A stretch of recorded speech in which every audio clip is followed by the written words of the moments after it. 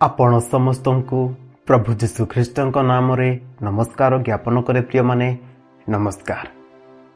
प्रिय माने आज आमे जो विषय देखा जीवा ताहा हेउछि माथ्यू लिखित सुसमाचार 16 पर्व 26 पद।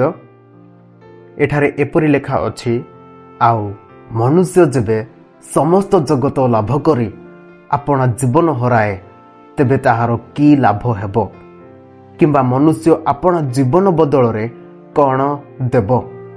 समस्त जगत लाभ करी अर्थात आम्भ मान जीवन रे आमे अनेक स्वप्न देखि थाउ, जहाकु पाइबा पाए अनेक स्ट्रगल करि थाउ।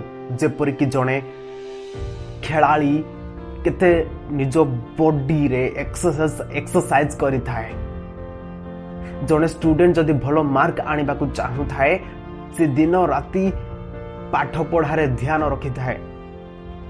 एपरि अनेक स्वप्न आम जीवन रे थाए, जहाकि आमे पाइबा पाई मेहनत करि थाउ, परिश्रम करि थाउ।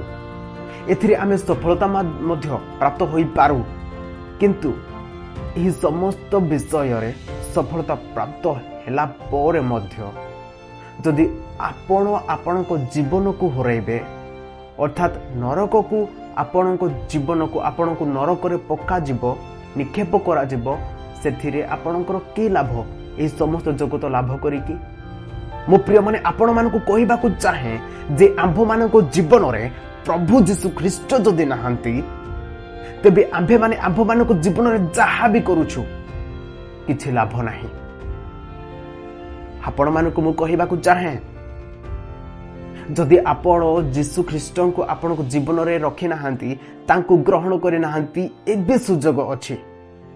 जदि आपण नरक ठारो निज जीवन को बंचेबाकु चाहंती, निज जीवन को हरैबाकु चाहू नाहंती, तेबे आपण मानकु जीशु को निज जीवन रे रखिबाकु पड़िबो।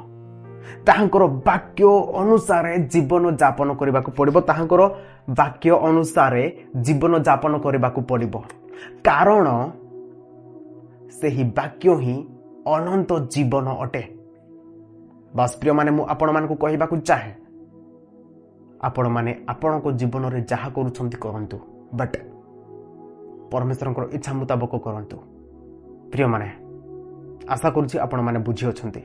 एही छोटा मेसेज द्वारा परमेश्वर आम समस्तंकु आशीर्वाद करंतु। आमेन।